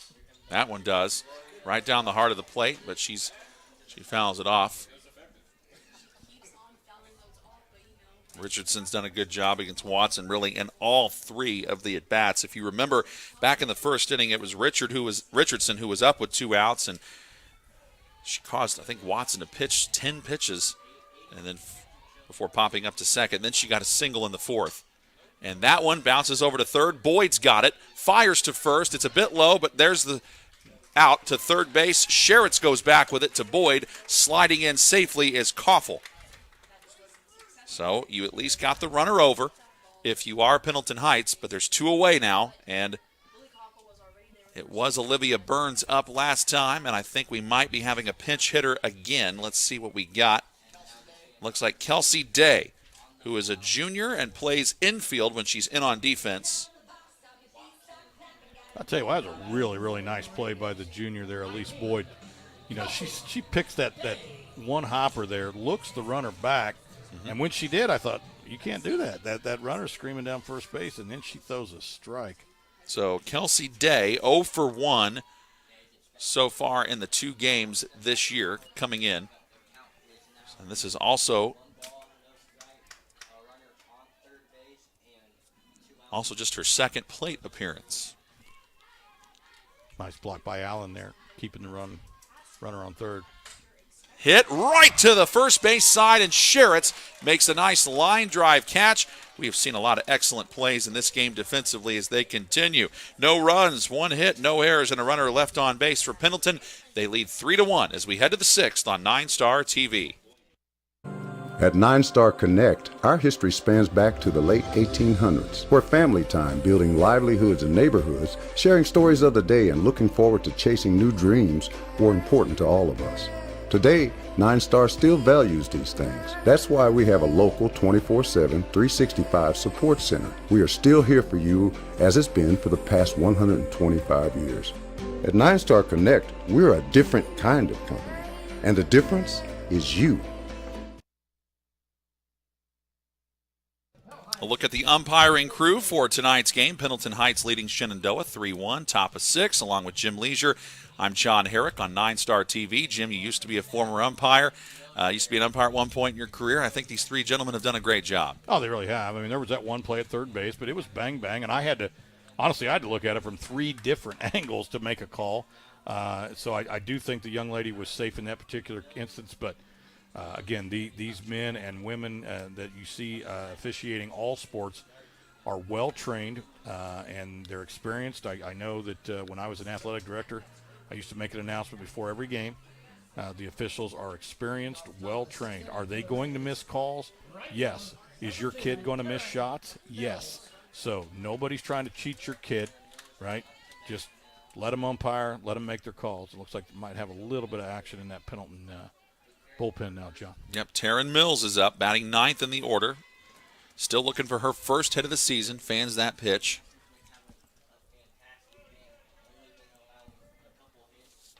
Believe it was number 19 that got up and was throwing. That was Kelsey Day, and also up there Ari Rector, who's a sophomore. The 0-1. Sent high in the air towards the Pendleton dugout, but floats foul. So if you're Messer, you got the 9-hole, and you got her down 0-2. Man, oh man, you don't want to make a mistake and let this person reach. And then, of course, let Alyssa Allen come up next. And then after her, Alina Sherritts. Both of them have hits in this game. As we go back to the top of the order for Shenandoah after this. And that is ball 1. Nice pitch. Nice, nasty little movement on it. And that when that happens, it'll be the third time through the order for the Shenandoah Raiders. Both teams looking for their second win of the season. They both came in tonight 2-1. And chopped over to second base. Fisher up with it, close play. She beat it out. Taryn Mills beats the throw. Taryn Mills deserves a lot of credit for what she has been doing lately here in these last couple of games. My goodness. Or Really last nice. couple of frames, rather. Yeah, really nice job by the second baseman, Kylie Fisher. She just, watch her, she fields it, sets, and just gets rid of it. No extra movement. You just outrun a baseball or outrun a softball. She really had to earn it. Like I said, Mills was looking for her first hit of the year, and she got it. And had to speed down the base pass. And that one sent high and foul by Alyssa Allen. She singled in the first and grounded out to short in the third. And here we are in the sixth. For Pendleton Heights, they will have batters 8, 9, and 1 come up when they get to the plate in the sixth inning. The 0-1 missing away for ball one. Allen doing a really good job of following the ball. She watched that ball all the way into the catcher's glove, a la you ever watched Pete Rose bat years and years ago. Rose would literally turn and look at the catcher. That one goes high, 2-1. Pete wanted to see the ball. He wanted to see it as long as he possibly could. And that's a good way to keep your eye on the ball, too, is just, watch it all the way into the catcher's glove. A JV game has gone final. Pendleton Heights a winner over Shenandoah tonight, 9-0. And that one sprayed back to the net, foul, 2-2. Well, I like what I'm seeing, honestly, out of Allen and her approach at the plate there. Again, she just missed that pitch. She just about crushed that thing. Now, with 2 strikes, we'll see if Messer decides to change speeds with her. But so far, I've really liked the way she's approached this at bat. Up and in for ball 3. And this is the first time in a while that Shelby Messer has had a full count against her. Now, if you let Allen get on base here, might be decision time here for Rob Davis. And that one sent high in the air to left, coming on Richardson. Waves off Hubble, makes a nice play, one away. And that is the second defensive put out of the night for Richardson in left. And here's Alina Sheritz. Well, credit the pitcher. This is one of those one-on-one battles, and, it was getting kind of fun to watch there, and Shelby Messer wins it. Gets the hitter to pop up really somewhat harmlessly to left field. Well, Sheritz got it done defensively in the 5th. What can she do offensively here in the 6th? 1 for 2 with a double, and she has scored the lone run of the game for Shenandoah. First pitch skying into center, and Hubble is there. 2 outs. Well, again, we talked about the wind. I mean, you got to be a little careful here. It's picked up a little bit, and you're going to see just got under that thing, maybe dropped the back shoulder just a little bit. Elise Boyd, 1 for 2. She struck out in the first, singled in the 4th. She represents the tying run. And that one gets away from Clark.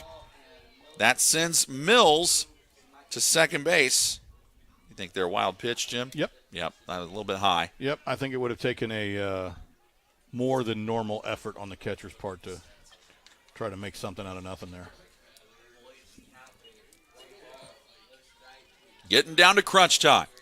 6th inning of a 7-inning contest. The 1-0 to Boyd, and she cuts on and misses. Nice pitch. Just a really good location, and Messer is also another young lady who you're just kind of watching her get better as this game goes on. Popped up. Foul territory, on the run. Nice catch made by Sydney Clark in foul ground to end the threat for Shenandoah. And they made things interesting there in the top of the 6th. They get the leadoff runner aboard with that infield single, but cannot get anything else. No runs, a hit, no errors, and a runner left on. And it is still 3-1 Pendleton Heights. They got a chance to get some insurance runs here in the bottom of the 6th. Now, one thing that is of note, the left on base statistics in this game definitely favor Shenandoah. They've only stranded 2 runners on base. But one thing, if you're Pendleton Heights, and let's say Shenandoah comes back to win this thing, You're going to be kicking yourself a little bit if you're the Arabians, because you have stranded 7 runners on base, and they have stranded a runner on base, Jim, in each of the 5 innings coming here into the 6th. Yep, it's about, again, timely hitting. I mean, there's a good shot of you. I don't know what's going on over with me, but I think you're trying to hide is what I think you're doing. That's what I think. But yeah, timely hitting. I can remember when I was a kid, my dad used to talk about Yankee great catcher Yogi Berra, and he'd say about Yogi, he'd say, you know, if the score was 11-1, 8-0, Yogi would strike out, and he'd look bad doing it. But, you know, whenever it was 2-1 in the 9th and Yogi had a guy in scoring position, that's when he always got his hits. He got them when you needed them, you know, and you know, if it was 8-0, look, let's just get out of here. You know, but timely hits are the big deal. A lot of kids can get up there and be a nice hitter when it's 11-1. Either way, whether you're winning or losing, it takes more of a veteran crew to get those base hits when people are on the sacks. One of my other friends who used to be a former ump like you used to say, let's say if it's 8-0 and there's a pitch that's even close to being in the strike zone, that's a strike. Oh, absolutely. Yeah. I mean, you're not going to cheat a kid, but if it's close, son, it's 8-0. I mean, we don't want to spend all night here. Yeah. But it is the total opposite of 8-0 here. 3-1 Pendleton Heights, but a very competitive softball game. Elena Smith is up, batter 8 in the order. She has reached base safely both times she's been up, walked in the 2nd, and then singled, also stole a base in the 4th. So 1 for 1 with a walk, making her 3 for 5 on the season. And cut on and missed. And again, Olivia Watson stays in and keeps pitching. And there's not, you know, according to the lineup that Shenandoah gave us before the game, they only put 1 substitute on the lineup card. So, I mean, I think their plan is to ride Watson as long as they have to, and that one is upstairs for ball 3. Yeah, and that probably also means, though, that the backup pitcher, the second pitcher, is already on the field. Right. You know, so yeah, you could sub for that player, okay, with the 1 sub that you have, and have her go down and warm up if you want. Depends on how the positions work out. That one fouled off, keeps the count full.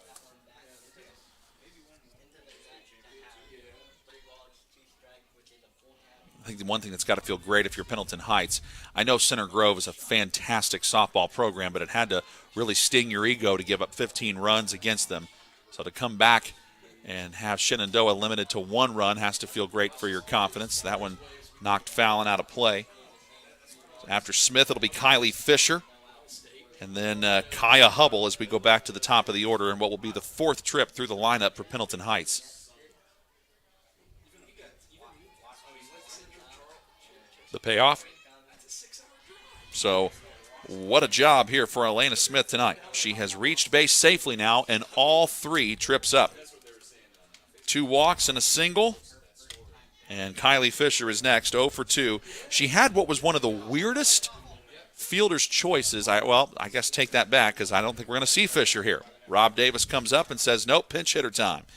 So it's Lillian Koffel, who has been busy tonight, courtesy running, but he decides to have Koffel hit here for Fisher. And I am not seeing a plate appearance this year for Koffel, so this is her first one. And that one bounces to home plate. Good stop by Alyssa Allen. Well, nice patience there by Lily Koffel because, again, if you haven't batted really all year, you finally get an opportunity. You would think that she's up there ready to swing, but she showed great patience there. Bottom of the 6th, Legends Field, Pendleton Heights High School. That one grounded right back. Throw to second, and I don't know what happened there to Sheritz. Elena Sheritz came out and just did not get over towards first, and Watson was saying, get over there. Yeah, so I think that's got to be an error on Sheritz. Got to be covering the bag, and she didn't. So Koffel able to reach on the E3. Smith goes to second, and now out comes Coach Christy Myers. Yeah, a little bit of miscommunication there because that ball honestly was 100% hit back to the pitcher. Now, the first baseman says, okay, I'm going to come get, okay. But clearly, I mean, at that point, I mean, the ball was, and she tries to go to second, but way too late there. Well, you know, Sheritz is a freshman. You got to be able to get over there, and that's a learning experience for her. I mean, the ball was hit to the first base side of the pitcher's circle, but really not that much. So I could see maybe why she would have taken a step. Yeah. But then once she realized, oh, you know what, old number one's got it there, I need to get back. Of course, Coach Myers coming out now trying to explain the situation. Not what you want here if you're her, with 2 runners on base, first and second, bottom of the 6th, nobody out. And back to the top of the order we go with Kaya Hubble, who has singled and scored 1 of the 3 runs tonight for Pendleton Heights. Both these teams 1-1, trying to go to 2-1 on the year. Shenandoah, a 2A school. Pendleton Heights, a 4A. That one is low. Good stop by Allen. Runners were considering going there, and it's 1-0 the count. Again, Coach Davis just kind of shakes his head yes at everybody and says, okay, everyone did that well, right? Good job of not getting too far off, but he saw what he wants to see here. So we'll see if he keeps the bunt on. And the 1-0, high. So what they're doing really is playing what I call even. They're not rotating left or right. They're bringing both corners in. Obviously, the pitcher will come down. And they're just rotating shortstop to third or leaving second base open. One thing you got to do, too, if you're Hubble, watch out. You don't want to get called for catcher interference. I've seen batters get called for that. She does get a bunt down here, and it is a beaut. Watson to first base. Got her just in the nick of time. Good job by the umpire to get over there. Crowd doesn't agree with it, but I think he was right. Koffel moves to second. Sacrifice bunt. That is 1-4 on the putout. Coach Haley Cox believed. So I think that's where it was in the glove right there before the foot went down. That is about as close can get. Yeah, I think it was a good call. Now you got runners on second and third with 1 out with Avery Miller, who's had a solid night, 2 hits on the season, has scored 1 of the 2 runs. She is 1 for 2 with a walk, and also has an RBI. And that's what you want to see if you are any batter, or any coach of said batter. You want to see that batter affecting the game in a variety of ways. Hits, runs scored, RBI, walk, getting on base in a variety of ways. The 1-0. And it's upstairs 2-0. And it's also not easy to see the field as a freshman for this varsity, for this Pendleton Heights program, Jim. I mean, Rob Davis really demands a lot out of every player he gets. Yeah, it's a special kid that can play as a freshman for this ball club. The 2-0. She hits it hard in the air to left center. Nice catch on the run by Lee. There's 2 outs, and she really just has to get it into the cutoff defender, which is, in this case, Muterspaw, but it is a sacrifice fly that scores Elena Smith. So, second RBI of the night for Miller. And, Pendleton Heights has been able to do this without even getting a hit in the 6th. There's 2 outs, and Caitlin Goodwin is up. She's 0 for 2 with a walk. So Goodwin now 3 for 6 on the season, but she has driven in 4. And there is a runner in scoring position that she could possibly get home here. And I got on here last time up that she lined out to right field. Correct. Yep, that was that great play by Taryn Mills. Yeah. But see, here's the thing, and if I coach this kid, when she comes back off the field, I'm going to look, don't be upset. You are crushing the ball. Just wait till you get back up there and crush it again. The odds are there ain't going to be somebody standing right where you happen to hit it. The 1-0. She skies this one up in the air towards center. And Issues playing it, but Starlight Lee able to backtrack and make the catch. It's kind of been the equivalent of a soap opera out there. Whenever the ball gets hit into center field, I know the wind playing tricks on everybody, but Lee making an excellent grab there to end the inning. And we go to the 7th next with Pendleton Heights up by 3 on 9 Star TV. The innocence of youth. Is there anything any better?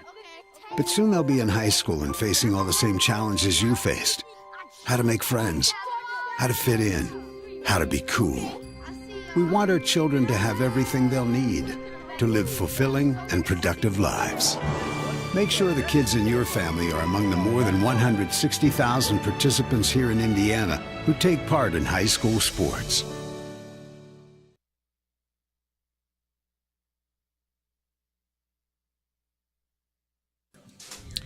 All right, it is 4-1. Pendleton Heights with the lead. I've been told by the man who helps put us in the booth, Jim, that we are required to give him a shout-out. That would be one Gregory Rakestraw. ISC Sports Network, 9-Star TV, IHSAA Champions Network, voice of IUPUI. You see him on the Indy 11. Indy 11 broadcasts. What else am I missing? Colts post game. The Colts post game on 107.5 The Fan. He told me that Legends Field that was named after him. That he's the legend. I don't think that's true, John. Remember, he is watching, and you have to work with him Thursday night. I know. Greg knows I love him. Greg also knows I don't let facts get in the way of a lot of my stories. That's right. Well, what's a story without facts? Right. A legend, Right, exactly. or a myth. Yes. No one wants to hear the truth. What was that quote in one of those John Wayne movies? If you have a choice between printing the myth or the fact, print the legend. Print the legend. Print the legend. Yeah. Count is 1-1 to Kayla Muterspaw. She is 0 for 2, a strikeout and a ground out to third. Now Greg is just everywhere. I don't know how he does it. Just every day he's somewhere, calling something that moves, calling a ball sport or a car sport. That one is hammered by Muterspaw and gone. No hesitation, and the senior shortstop just destroys that thing over the left field wall. And Shenandoah staying alive here in the top of the 7th. And that is their first home run of the season as a team.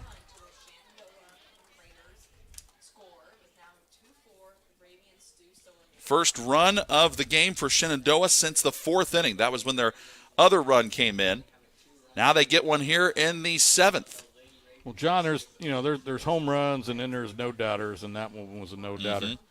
That was one that hats off to the left fielder there, Gloria Richardson, for giving it the old college try, but there was no way she was going to come down with that ball. Patrick is 0 for 2. Fly out to left, ground out to second. Done a fantastic job in the field. Question is, we were wondering, Jim, you and I in the break, if we would see Shelby Messer for the 7th inning, working on that complete game. They have had bullpen activity earlier, but they don't have bullpen activity now. Cut on and missed there by Patrick, and she's upset with herself. I'm sure Kelsey Day, who was the young lady that was up, is probably ready. I mean, she probably just told Coach, hey, I'm ready.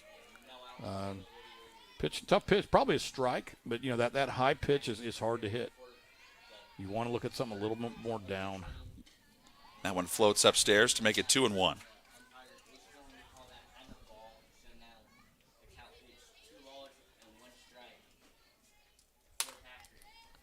sure Gabby would like to basically round out the game. She's had a great game defensively. Now let's see if she can put something together offensively. Fouls that one right back to the net. You're really in the heart of the Shenandoah order. Muterspaw was the 4th hitter. Patrick the 5. Schwagmeyer the 6th after her. But Patrick, Schwagmeyer, and Starlight Lee all yet to get a hit tonight. Trying to change that here. Down and away. Starlight Lee, from the stats that I was able to find, showed her batting .571 with 4 RBIs coming into the ball game. So, man, if you could get to her, if you're a Shenandoah Raider fan, that's where you want to be, because you'd have to have a couple people on in order to get to her. The 3-2. Sent to left. Richardson going after it. Might have a play on it, and does. Nice play by Richardson. And she gets a nice little head nod from one of the fans that was behind her. And Gloria Richardson has been on it defensively tonight. Her 3rd defensive putout of the ball game. The 2 of them really, really impressive, and this is one of them. She's in foul territory, approaching the fence. Hopefully the fan there is giving her a little something. You're getting close. You're getting close.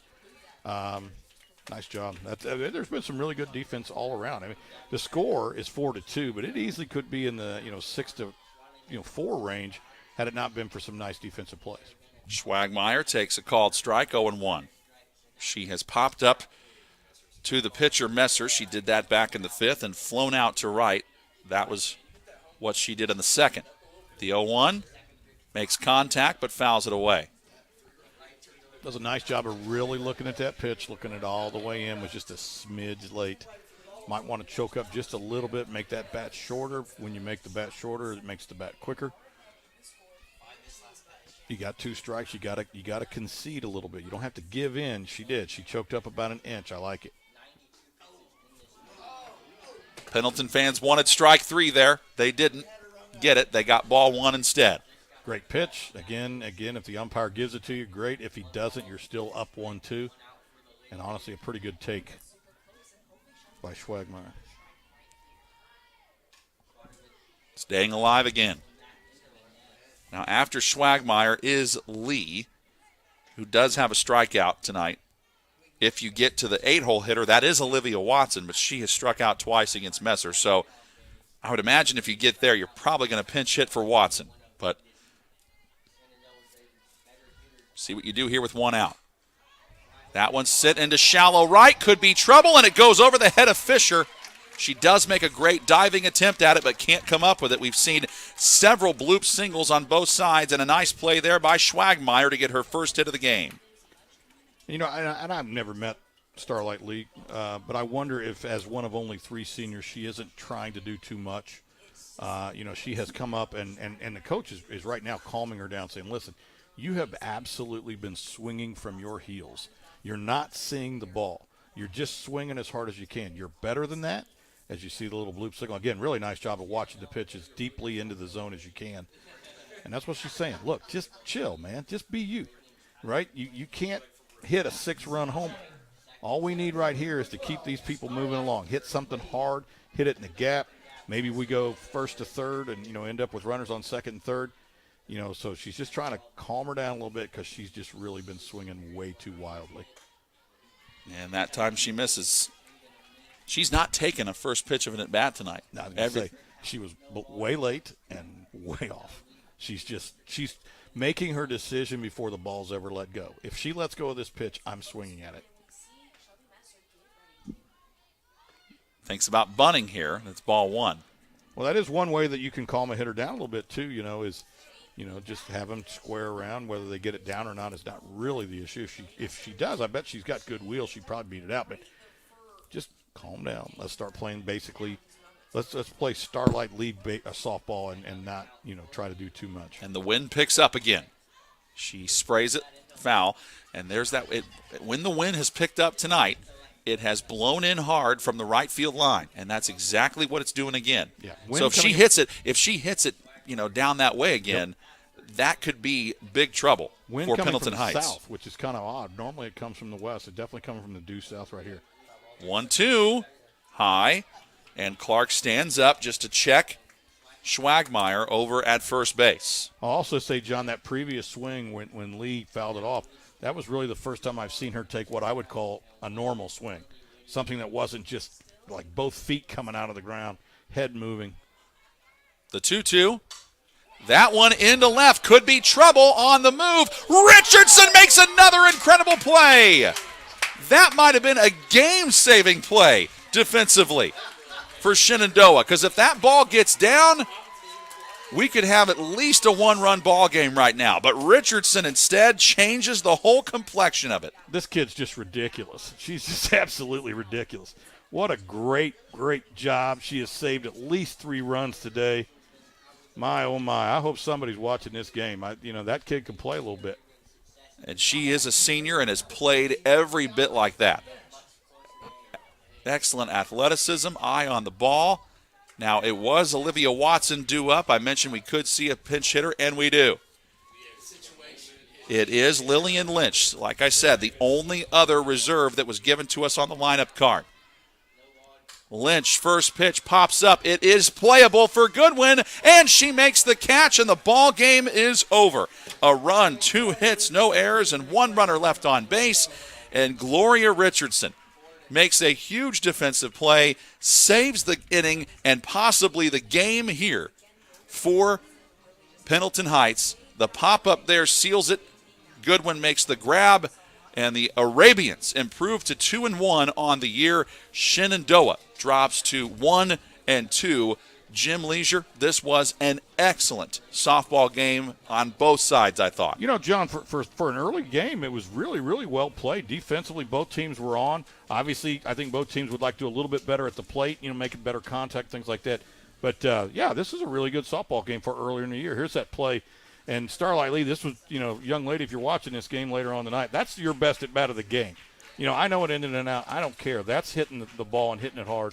You just got to take your hat off to Gloria Richardson. On that particular play, she was better. That's all. And she had 4 defensive putouts in this game, and 3 of the 4 were simply unbelievable plays like this at the warning track. That was the home run that Kayla Muterspaw hit, which made you think, okay, Shenandoah putting a rally here together, getting the solo home run to make it a 2-run game. But the defensive plays by Pendleton Heights tonight, simply terrific, and they get their second win of the season and improve to 2-1 with a 4-2 victory over Shenandoah. And it looks like right now we have a prom request here. Yeah, a promposal. Promposal. Bo Shelton was just asked to prom by one of those gentlemen right there. And he got the answer he was looking for. Yeah, you would think so. I mean, he certainly reacted like he did, so that's kind of neat. But, yeah, getting back to the ball game, I just think that, again, this early in the season, very well played defensively. So 4-2 is your final score from my partner Jim Leisure and our technical director John Painter, the rest of our fantastic camera crew. I'm John Herrick saying so long for tonight, but stick around this weekend. It is the Horseshoe Classic. Lots of great softball coming your way. Greg Rakestraw and Jim Leisure will have it for you all day Saturday right here on 9 Star TV. Your final score for the final time, the Pendleton Heights Arabians 4, the Shenandoah Raiders 2. I'm John Herrick saying so long from Legends Field at Pendleton Heights High School. You've been watching high school softball on 9 Star TV.